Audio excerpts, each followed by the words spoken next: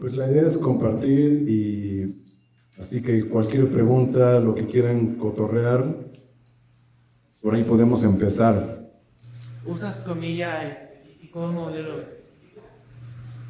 Sí, uso estas que son las Tortex Dunlop, son la es .8 milímetros, la verdecita, y lo que me gusta de esta es que es triangular. Antes usaba las de gota, las típicas de gota, pero siempre les limo las puntas. Por ejemplo, las de gota, pues en lugar de usar la punta de la gota, uso más bien la orilla, esta parte chata. El sonido es diferente, es un poquito más cálido, pero bueno, cuando encontré estas que son triangulares, pues me funcionan mucho más chido porque muchas veces estoy tocando con la plumilla. Exacto, es completamente simétrica, entonces a veces necesito, estoy tocando y a medio solo pues la guardo, estos dos dedos, para poder tocar de los dedos, ¿no? En cualquier momento pues la regreso a seguir tocando con la plumilla. Entonces lo que me pasaba con las de gota es que pues, de pronto la agarraba con la punta y pues la punta no es la que me gusta el sonido. Entonces encontré estas que son triangulares, entonces siempre de la forma en la que la agarre pues voy a tener el lado con el que me gusta tocar. Y aparte es un calibre que está chido, que es bastante grueso, pero tiene cierta flexibilidad. ¿Qué características tiene y cuerda? Pues uso el Elixir del 1145 y lo más chido que encontré de esas cuerdas es que pues me duran un montón, ¿no? O sea, cualquier otro tipo de cuerdas, al no tener estas, como estas que tienen un recubrimiento para que no entre el sudor y demás, pues se mantienen con mucho tiempo brillantes, y lo que me pasa con las otras cuerdas es que pues ya medio toquín y empiezo a sentir que me falta brillo, ¿no? Y estas, digo, las cambié ayer, pero de todos modos se conserva bien chido el tono. ¿Hay alguna relación entre tu lead y tu copy con respecto a los pasos de las pastillas? Pues más bien, sí, lo hago dependiendo del sonido que quiero lograr, ¿no? O sea, hay veces que me gusta hacer el comping con la aguda, ¿no?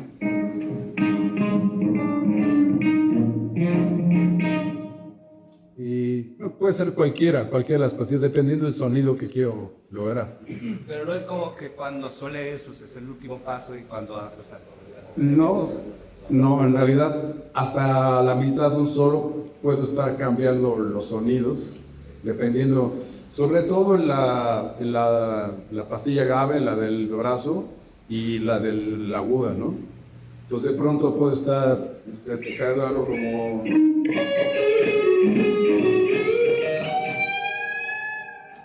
¿no?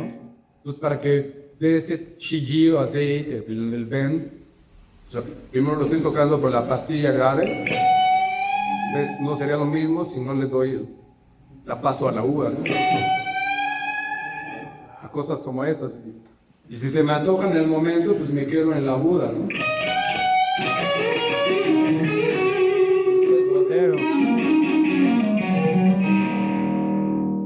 Sí, es decir, usas los pasos como un poco proceso, ¿no? Claro, también para crear distintas texturas. Y es que, por ejemplo, si quiero ese sonido chillido que chilla así, machín, es con la del puente, pues nunca voy a lograr eso, ¿no? Muy hace falta ese que hasta te moleste un poco ahí. Y, por ejemplo, en esta guitarra tengo, bueno, mis estratos me gusta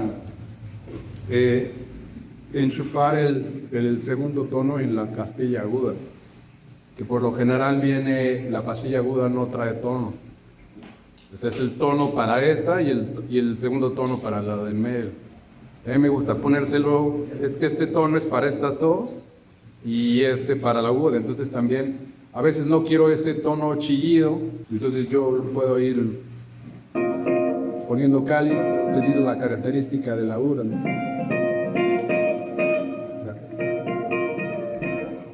sobre todo para medio tocar a la Scofield. Si yo tuviera el tono así abierto, suena de esta forma. Pero si marco el tono, si toco de hecho muy cerca del puente, me da más esa hambre con la Scofield 2.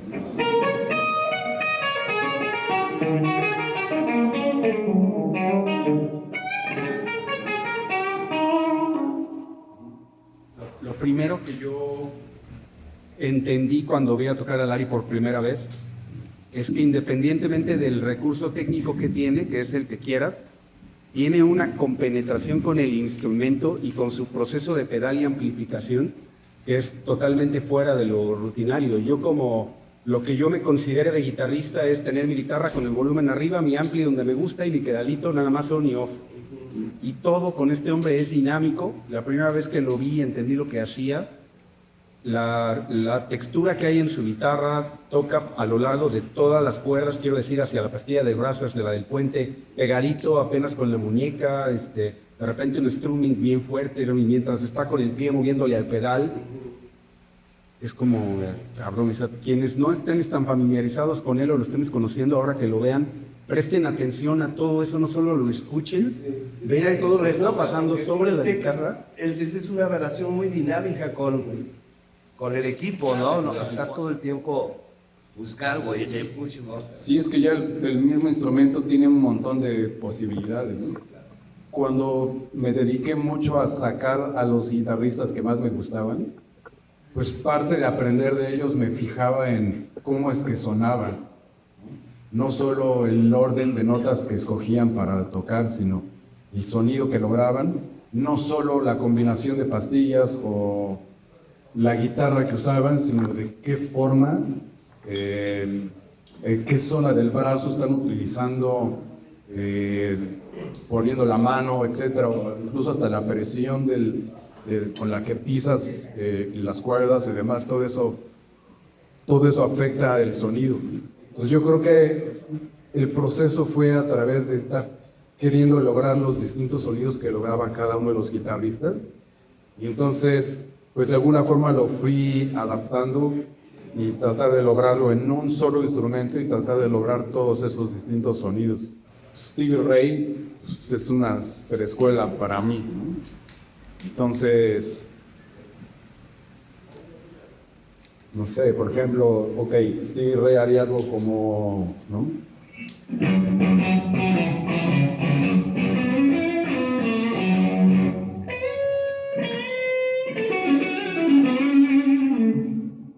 Algo en esa onda, y Jeff Beck lo haría completamente diferente, ¿no? Él haría como un...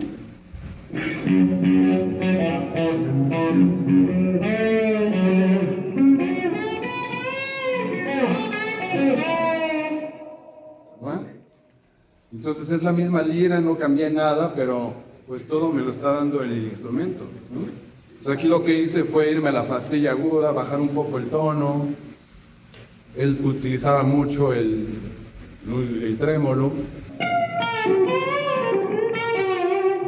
Y los dedos, ¿no? Que dan completamente otra sonoridad a que yo hiciera.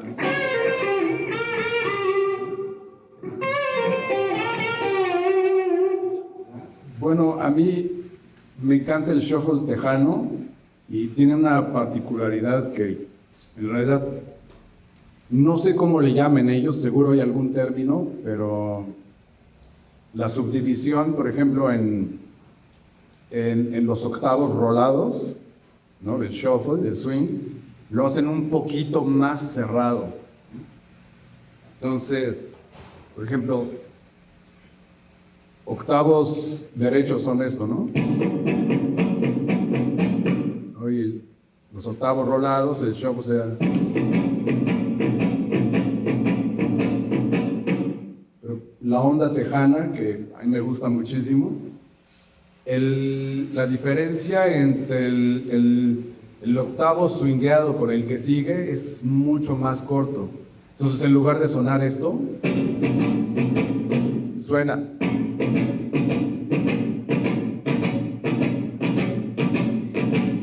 ¿Okay? Entonces Entonces no es ta ta ta ta ta ta ta ta, es ta ta ta ta ta ta ta ta ta ta ta, y es completamente otra forma de sentir. Entonces se oye de esto a esto.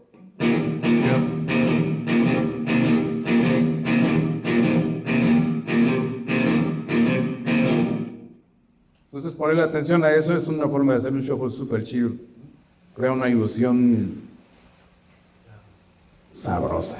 Para mí yo veo la armonía como solamente existen tres acordes, ¿no?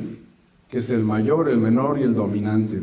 Y para mí de ahí pues ya parte todo lo demás, ¿no? Entonces dividí el brazo en 5 posiciones. Entonces al tenerlas ya muy claras, esas posiciones, yo por ejemplo si avanzo un traste o dos, ya sé que estoy en la siguiente posición. Entonces ya ni siquiera necesito ver la guitarra, ya sé qué es lo que está pasando. Entonces eso me permite también yo irme de una posición a otra sin tener que estar pensando en la posición ya como tal. Entonces, por ejemplo, si tengo el do mayor aquí,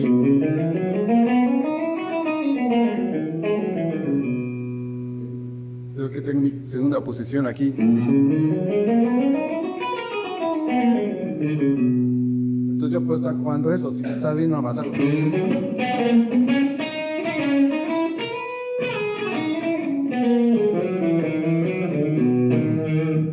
Entonces al tener claro las 5 posiciones puede estar yendo hacia adelante o hacia atrás, como sea, y ya sé en qué lugar del brazo estoy.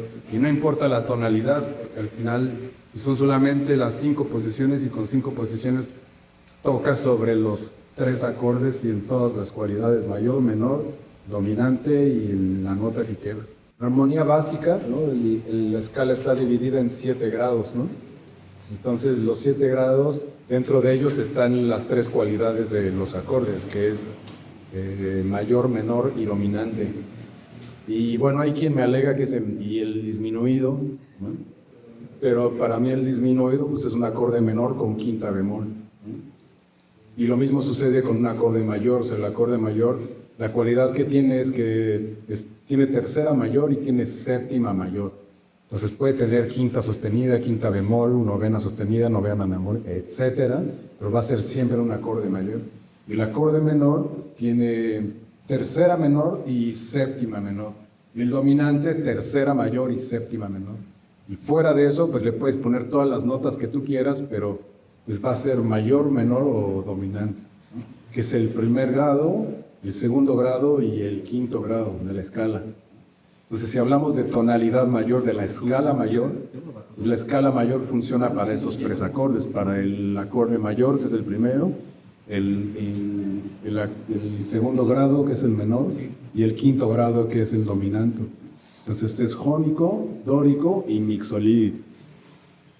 ¿Qué te hace decidir si le vas a subir a la guitarra, al pedal de volumen, o al gusto, a la ganancia? O sea, Sí, pues ahí yo también voy decidiendo mientras estoy tocando, o qué rola estoy haciendo, qué tanta distorsión voy a utilizar.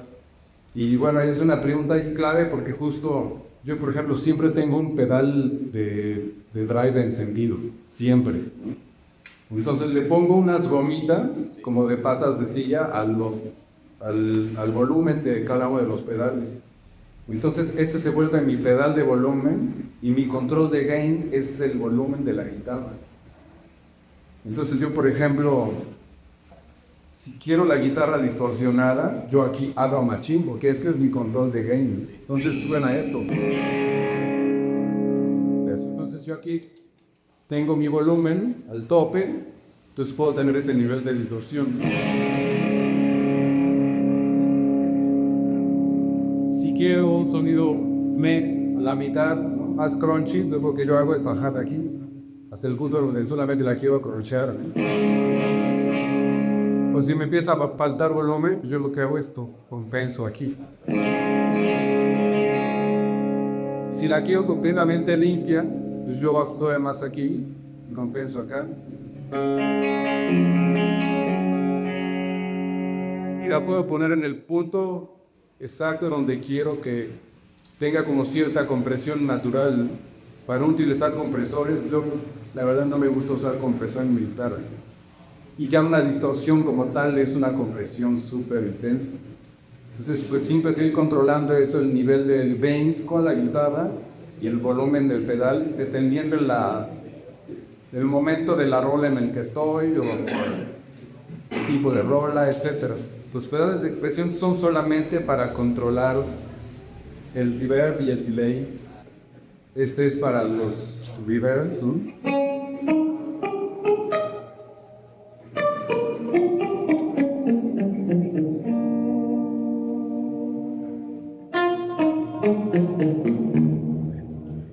Y acá tengo solamente el delay.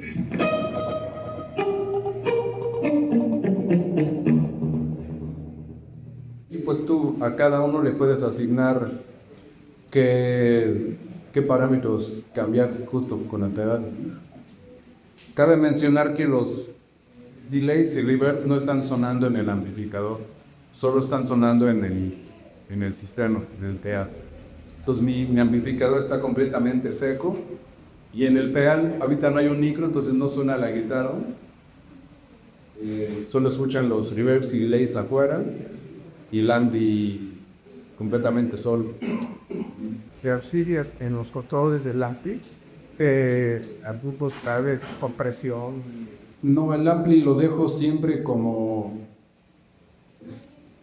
al punto donde todos los pedales me funcionen de la mejor forma.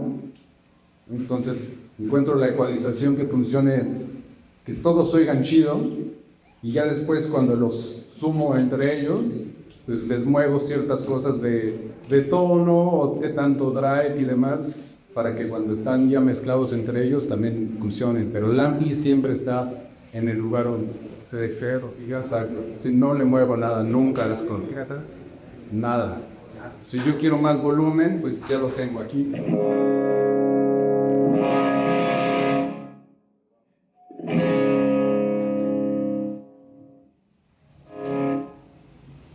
La verdad es que nunca aprendí a hacer ejercicios. Pues yo creo que la onda de calentar, pues si he llegado a hacerlo, es que agarro la guitarra y pues me pongo a solear un poquito, a tocar una rola o lo que sea. Pero pues casi en mi vida nunca me dediqué a hacer ejercicios y de pronto me he dicho, bueno, estaría chido probar y entrarle un poco a esa onda, ¿no? Pero a veces y parecía como demasiado mecánico el hacer ejercicios, que está bueno porque le enseñas al cuerpo a reaccionar, a funcionar, ¿no? Puedo agarrar más bien cualquier canción, cualquier rola y pues con eso pues, tocarla un ratito y ahí empezar a calentar. En realidad más bien lo que hago es que cuando empiezo a tocar, pues nunca caliento, ¿no? Ahí, sí, creo que sí debería hacerlo, pero más bien lo que hago es que pues las primeras rolas no, o sea, trato de no disparar cosas que exijan mucho, ¿no? Para no cansarme y no dañarme. Entonces conforme va avanzando el concierto, pues ya voy agarrando calor y ya empiezo a loquear. Con las primeras rolas, por lo general lo toco lo más tranquilo que se pueda para que ahí ya voy generando ese encalentamiento.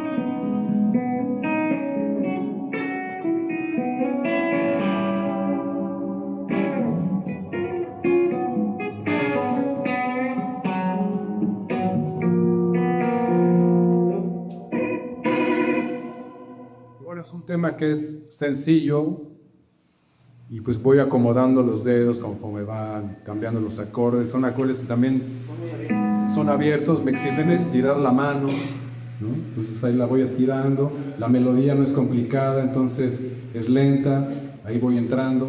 Y en el solo también, como pues permite estar como súper ambiental y loco, pues notas largas, ¿no? Y conforme va creciendo el solo, pues le voy metiendo más complejidad y eso empieza a inevitablemente calentar la mano. Pero lo que sí hago es que mi guitarra la ecualizo entre el 0 y el 9 y nunca llego al 10 para que no se despierten esos agudos. Nunca lleva 10. A menos que quisiera tener esos agudos, pues ya lo levanto todo, pero es un caso muy raro porque como casi siempre tengo una distorsión reactivada, pues más bien cuando quiero limpiar mi guitarra, pues estoy con el volumen abajo, ¿no? Y con el pedal abierto, entonces nunca estoy llegando a ese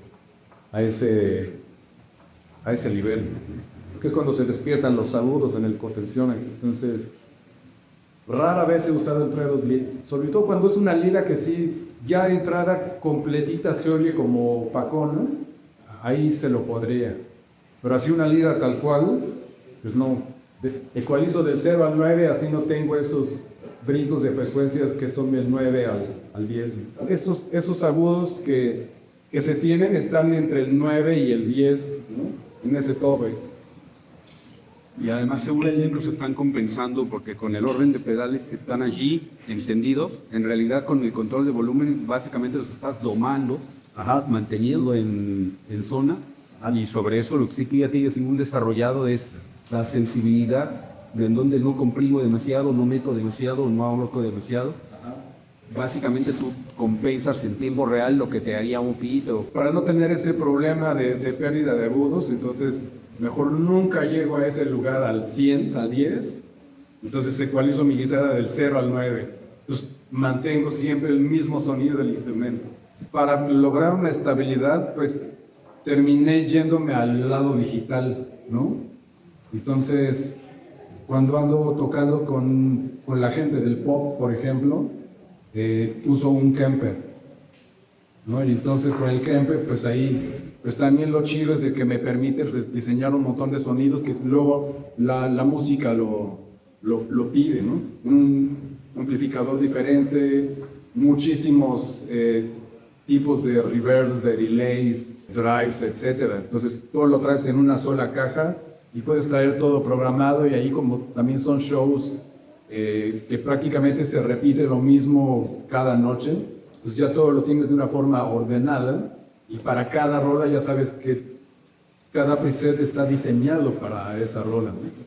Y en un caso como que es completamente análogo, pues se vuelve mucho más complicado, que tiene su encanto, ¿no? Pero no puedes ser tan tan meticuloso con cada uno de los sonidos. Y lo que te permite eso es que también al estar girando muchas veces pasa que los amplis de renta están ya muy cansados, ¿no? Entonces me pasó muchísimas veces bueno, aquí está el ampli que vas a usar, enchufas y no suena nada y dices, bueno, a ver el de reserva, y el de reserva está peor. Entonces terminas así como que, bueno, pues ya es lo que toca hacer y pues a resolver, ¿no? Pero terminas así frustrado porque pues el sonido no es el chido, ¿no? Y con la onda digital pues resuelve muchísimo. Sí, y entonces por ejemplo en este caso cuando toco pues mi rollo es más lo que tengo aquí. Entonces por lo general lo que hago es hablar con este amplicito, es un cerdito de DB Mac, que suena increíble, entonces se lo puedo meter en mi maleta. Y en lugar de pedir un amplificador, mejor pedir un buen baffle, ¿no? Con una buena bocina, y ya traigo un ampli que sé que me va a funcionar. Claro, así como tiene esas ventajas, tiene estas desventajas donde al momento tú puedes estar pues moviendo cosas, ¿no? Por lo que vas sintiendo mientras estás tocando, ¿no? Porque siempre es un rollo emocional, ¿no? Cada noche vas a sentir algo diferente, entonces necesitas, así sea un poquitito, acomodar menos gain o más lo que sea, ¿no? En la onda digital pues es un problema porque tienes que estarte metiendo las memorias del rollo, ¿no? Las cosas digitales, no solo el sonido es diferente, sino también la respuesta dinámica. Por ejemplo, en lo análogo, la dinámica puede ser esto, y todo el mundo digital tiene una compresión. Entonces, Por ejemplo, si yo de pronto estoy tocando así algo súper suavecito,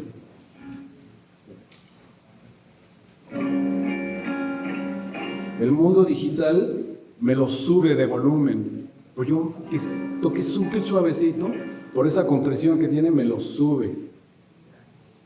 Y aquí entonces yo puedo, con la banda, estar tocando y aquí hacer así estas cosas, acariciarlas, y estoy llegando a esos lugares, y el aula digital no que permite tanto eso.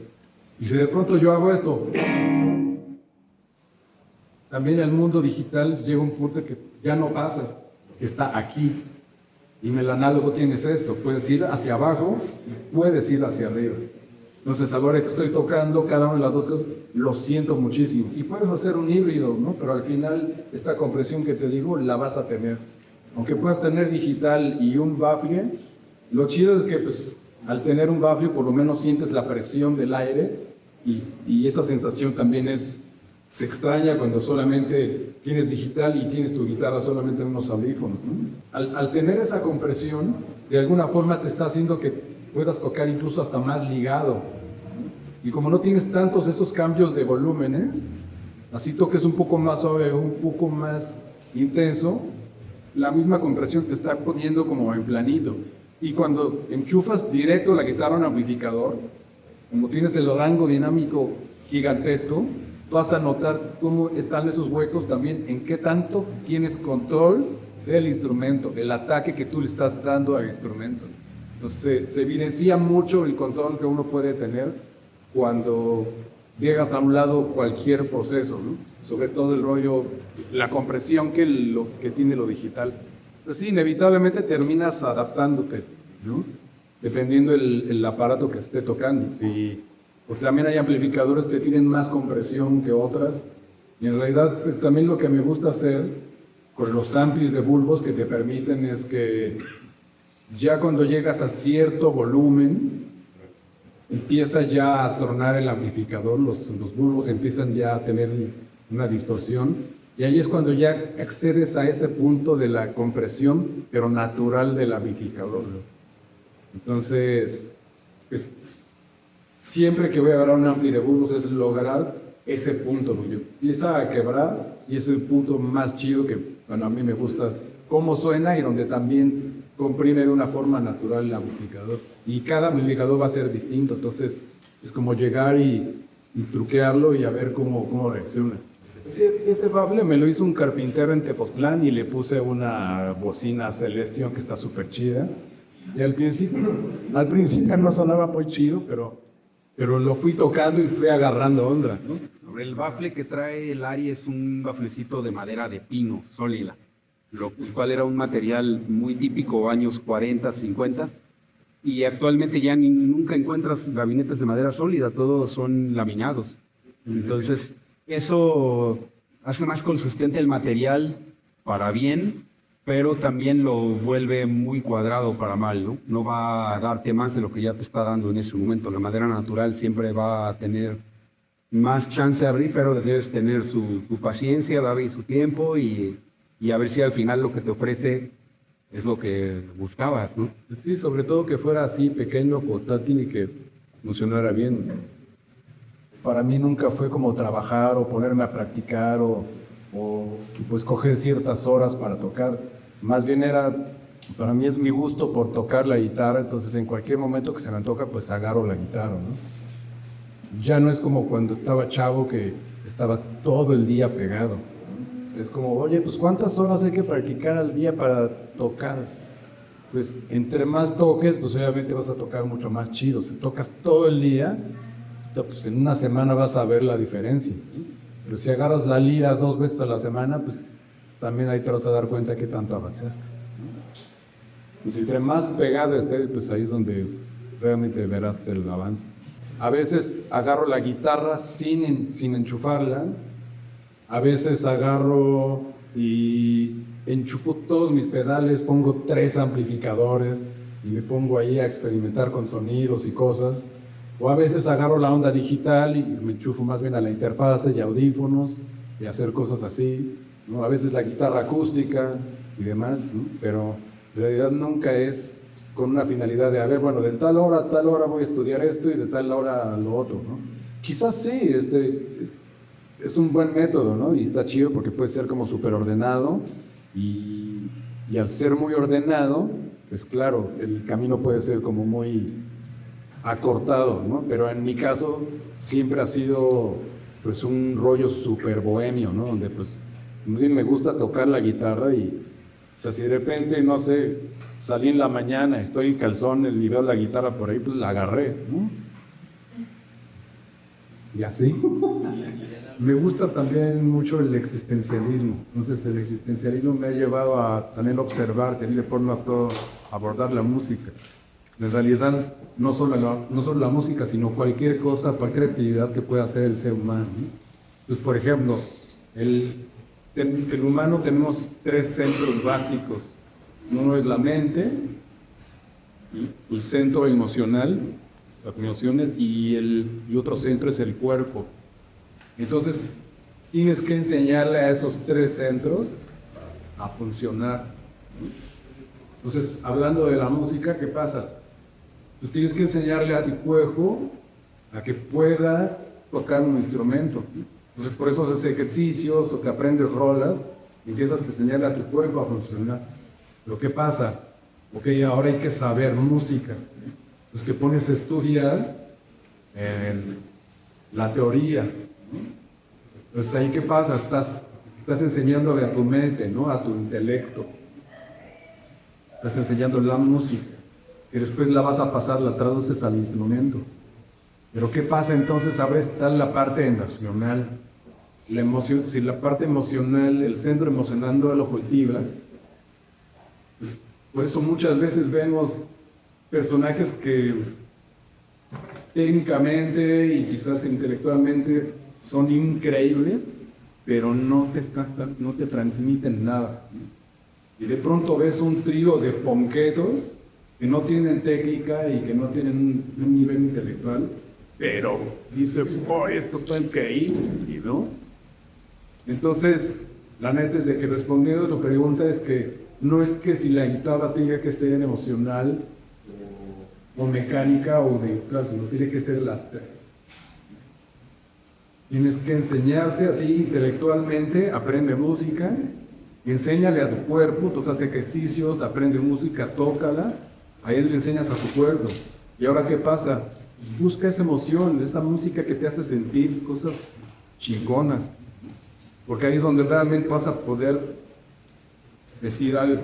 De las 3 cosas son recursos distintos, pero que tienes que encontrar el lazo entre esas 3 para que, para mí es como la forma de ser más completo al ser músico, no solo instrumentista.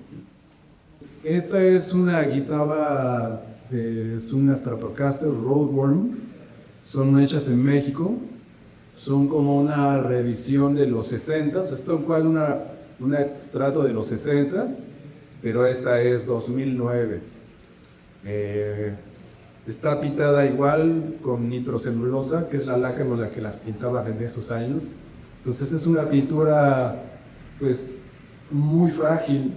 Entonces estas pinturas pues por eso se cuatean, se rompen fácil y aparte las pintaban muy delgadas en esos años.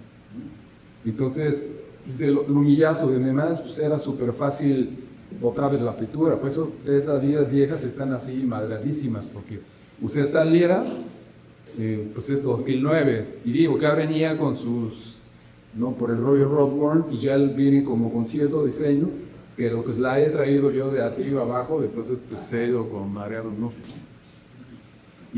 Pero pues está tal cual original, la guitarra no le cambié nada, ni siquiera las pastillas, son las de Store, que son Tex-Mex.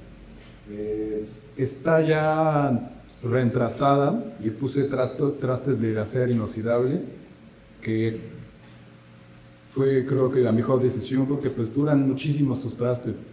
Y los otros trastes los sacaba muy rápido, empiezan ya chatos o los ven y empiezan, ¿no? Y estos pues se oye pues, casi como si lo hubieran ajustado en el momento y está súper chido. Bueno, el diapasón lo aplanaron un poco Los 60, bueno, tú sabrás técnicamente. Esta guitarra, ¿no? Venía con specs 725, que era un radio de los años 50, 60. Y Larry pidió un trabajo de diapasón compuesto con nuestros amigos de Colibrí Guitar. Saludos a ellos, hay que mencionarlos y saludarlos. Tremendos juntos, grandes lauderos. Y eso le ayuda mucho porque te deja una posición de mano más ergonómica en la primera sección, segunda sección. Y conforme vas entrando se vuelve más plano, te deja mejor bending, te deja digitar más rápido, más cómodo, menos resistencia mecánica al seguir. Y te ofrece lo mejor de los dos mundos, de lo que es el radio y la mecánica del diapasón, ¿no? Es lo único que había sentido que suena muy del... Nomás le metí tantito, pero fue crucial, ¿no? Que abrió la guitarra completamente. Sí, porque es como llevarla a un lugar más cómodo, más tocable y más nata, pero con toda la onda vintage, ¿no? La serie Road World venía como Relic, venía en Nitro, que eso es clave, y creo que Fender la tuvo algunos años porque después como que se dieron cuenta que era un producto demasiado bueno para ese rango de precios, que no era cara, ni siquiera era una guitarra cara, ¿no? Y traían los specs que la verdad mejoraban a una buena parte de la serie americana, Sí. sinceramente. Entonces yo he tocado guitarras de los 60s. Cuando toqué esta liga, Se parece del Chiao, ¿no? sí, está poca madre. Y bueno, lo que adapté también fue esta placa de atrás es un sistema, no es pasivo. Entonces, aquí hay una bobina y tú lo que haces es como engañar al circuito, ¿no? Es una dummy coil. Ya ves que las pastillas y todos los hacen incluidos, ¿no? Entonces, pero cuando haces las combinaciones, unas dos pastillas, como la polaridad está invertida, el ruido lo cancela por completo. Entonces lo que hace esta bobina ahí es emular como si estuviera conectándose a otra pastilla, pero estás usando un ASO. Por ejemplo, yo ahorita por el drive puesto, si abro el volumen, entraría a la tierra en serio. Y escucha esto.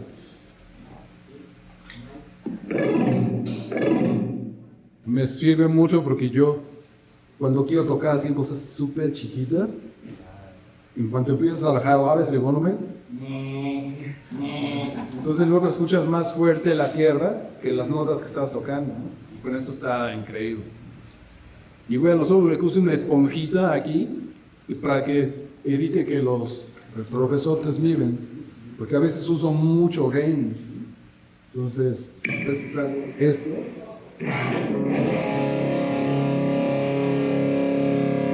Si no tuviera eso, cada que tocas una nota o los acordes resuenan y con tanto gain se escucha en el fondo. Es horrible. Entonces se llena. Algo de lo que no tienes pudor es entre rolas estar afinando tu guitarra. Lo haces inconscientemente o conscientemente, pero siempre estás reafinando y guitarra. Hay gente que quiere que la guitarra se la den y no tocar las clavijas nunca. Inevitablemente a media rola, sobre todo si estoy usando mucho esto, pues voy a acabar desafinado. ¿Sí? Bueno, si pero es una red de secundación ahí relativa y le pusieras un Vega Trem. Ajá, exacto, ¿no? Exacto, no quiero modificar. Pero por ejemplo, la tengo medio ajustada para poder que sea funcional, ¿no? Eso me da a llevar a otra cosa que es importante. Diles quién ajusta tus guitarras. Pues yo. Eso es muy importante.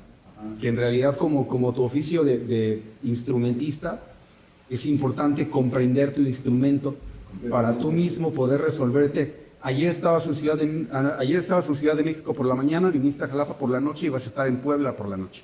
Tu guitarra se va a mover contigo. Y si no pudieras tú mismo resolverte alguna contrariedad, necesitarías estar pagándole a un Guitar Tech que vaya como parte de tu producción. Y qué maravilloso, pero no es real. Les pedí cordófonos en cada ciudad. Pero realmente a lo que quiero llegar es que es bien importante que ustedes como guitarristas comprendan por lo menos la mecánica esencial de su guitarra y la demanda que les va a requerir. Larry trae su guitarra en ajustes de puente elevado que yo no te lo haría en un Strat, porque te diría, mañana se te va a mover, excepto que tú la puedes volver a poner en su lugar. Si no sabes volver a ponerla en su lugar, tu guitarra va a estar desajustada en 48 horas. Ahora le estamos diciendo, me quiero llevar una guitarra, ¿cómo se me va a mover de aquí a Ciudad de México? Se puede mover un poquito. Las guitarras son de materia orgánica y se mueven todo el tiempo. Lo único que pueden hacer todos ustedes es comprender, al menos en el ABC o en el 101, qué onda con tu guitarra. Yo quiero intervenir a Larry porque la primera o segunda vez que platiqué con él, él me dice, yo trabajaba en el taller de Carlos Carvajal, que es probablemente el luthier más reconocido que haya tenido México en algún momento, y él incluso entrastó algunas de sus guitarras. Entonces, cuando todavía veo todo lo que hace con los pedales, con la guitarra, él me dice, mi guitarra yo le entrasté, digo, no, ya vas.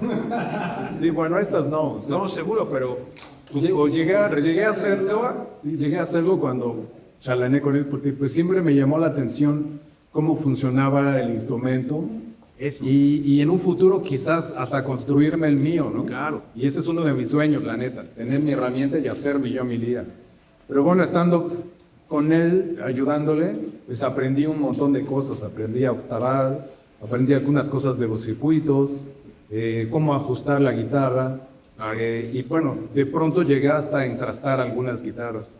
Lo que Ya no me atrevería ahorita, pero lo que el mercado de las guitarras no les quiere decir a ustedes es que es más valioso que aprendan a ajustar su guitarra a que le pongan esa maquinaria de bloqueo.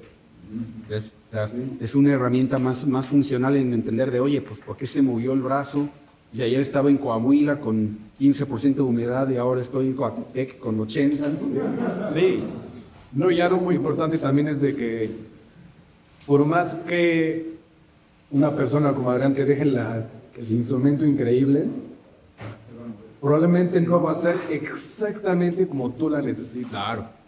Entonces, yo por ejemplo, no sé qué medidas debo de tener de distancia de aquí a la cuerda, etcétera, pero cuando ya estoy tocado digo, ay güey, espérame, le falta. Pues cada que le echo un ajuste mayor a mi guitarra, como entrastarla por ejemplo, hay que llegar de nuevo a ese punto. Entonces el laudero me la medio ajusta y donde él considera que está al tiro la guitarra. Pero ya cuando yo la sueno es, esto está raro. Entonces los primeros toquines, o estando en mi casa, estoy tocándola y estoy ajustando.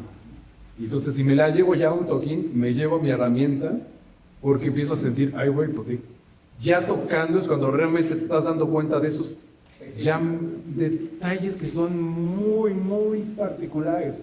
Entonces ahí le vas dando hasta que, ay, güey, ya está mi guitarra de vuelta. Entonces es importante saberlo para que puedas llegar a ese detalle.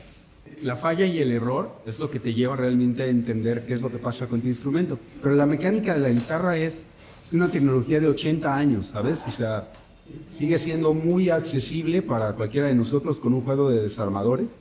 Y siempre que tengan una duda, oye, le moví a mi guitarra, le quiero mover, hagámoslo con gusto. Realmente es complicado que hagas algo que sea irreversible. La guitarra eléctrica tiene esa gran ventaja. Y lo segundo es entender hacia dónde tienes que moverte de acuerdo a qué situación y hacerlo sin miedo. Lo estábamos hablando con Larry hace un ratito, ¿no? Hay algunos términos como alma. Me moví el alma. Le puse a verme el alma mismo. Pero no, es un tensor mecánico y hay que tratarlo o aflojarlo y subirle o bajarle.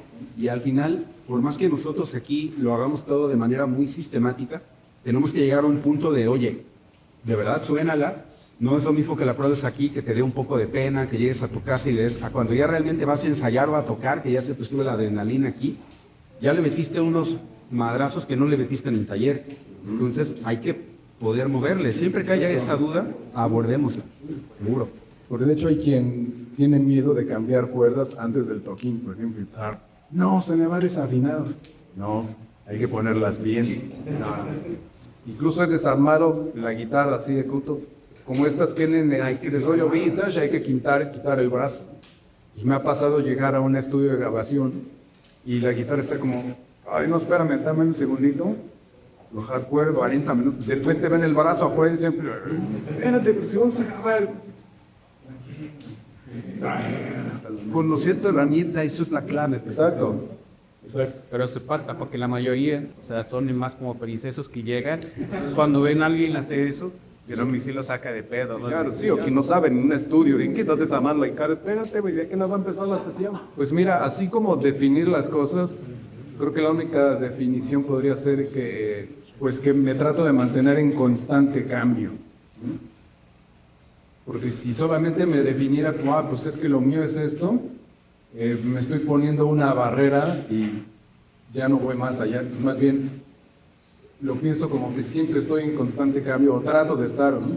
Entonces, pues sí soy muy neurótico, estar cambiando los pedales, cambiando la distorsión, que si el ampli, que si le quito aquí, que si le muevo acá, y a veces son cosas milimétricas, que a lo mejor son cosas que yo nomás me complazco mi propia neurosis y no generan un verdadero cambio externo, ¿no? Pero creo que ese detalle siempre me lleva a este proceso de siempre estar como en un punto de evolución y no solamente enfrascar, tengo que ser esto y tengo que ser lo otro, ¿no?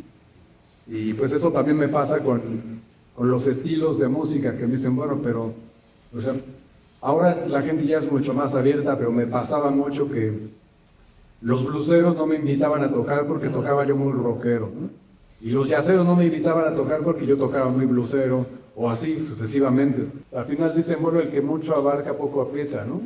Y sí hay mucho de eso, pero a mí me gusta pues tocar muchas cosas y al final de todo eso que voy aprendiendo, pues lo que va saliendo pues tiene todos esos como detallitos de todos lados. Si usted tuviera que volver a empezar desde cero en el ámbito de industria musical, ¿cómo lo haría para llegar a uno de nuestros elementos?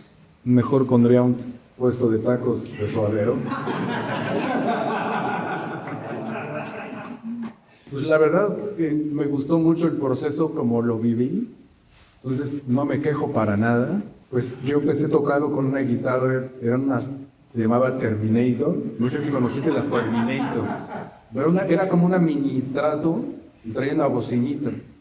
Entonces la guitarra no afinaba nada, o sea, un desastre, pero pues con esa mira fue con la que empecé. Y ya cuando empecé a tocar más en forma, pues yo no tenía una guitarra bien para tocar, entonces mis amigos me prestaban guitarras, ¿no? Hasta que pues ya mi padre me regaló una guitarra bien, una Squier china, como a los 16 o 17 años. Y de hecho Carlos Carvajal, un día toqué con él en un lugar que se llamaba La Casona del Elefante, un bar de blues ahí. Y entonces tocamos y eran mis momentos que yo estaba así súper clavado por Stevie Ray, ¿no? O sea, me aprendí toda su discografía, todos los solos, ¿no? Hasta las versiones en vivo, el solo de la versión en vivo. Y hace cuenta que ordenaba los discos ya por años, ¿no? Entonces, con el primer disco ya sabía hasta el orden de las rolas, vi qué settings cambiaron el ampli, si menos distos, más, y así tocaba toda la discografía. Bueno, Carlos Carvajal, también amante de, bueno, él era amante de Stevie Ray también, entonces cuando tocaba dice, por fin maestro, encontré a alguien que tocar Stevie Ray, y yo así de, yo también. Y bueno, entonces nos poníamos a tocar puro Stevie Ray, y un fin de semana me dice, a ver, pues a tu guitarra, me lo voy a llevar. O sea, le llevó a su taller, y regresó, el güey la talló, o sea, el brazo lo dejó increíble. Bueno, esas guitarras económicas, pues nomás las tallan para que, pues como bolillos, ¿no? Para que se vendan, funcionen. Y esta la dejó increíble. Me puso unas pastillas súper chidas, me la ajustó así increíble. Entonces llegó y me dijo, ahí está tu guitarra, y yo así de... Y entonces yo esa guitarra la fui modificando un montón, todavía le hice todavía más cosas y fue como una Larry Custom ahí, que es un Frankenstein. Todo es un proceso evolutivo, ¿no? Pero yo creo que lo más importante es, si vas a hacer música, pues que tú estés basado en la música, por eso es que por ser un instrumentista, pues lo más chingón que puedas. Entonces, entre más tiempo le inviertas a practicar, a componer, a experimentar, pues las consecuencias creo que vienen solas.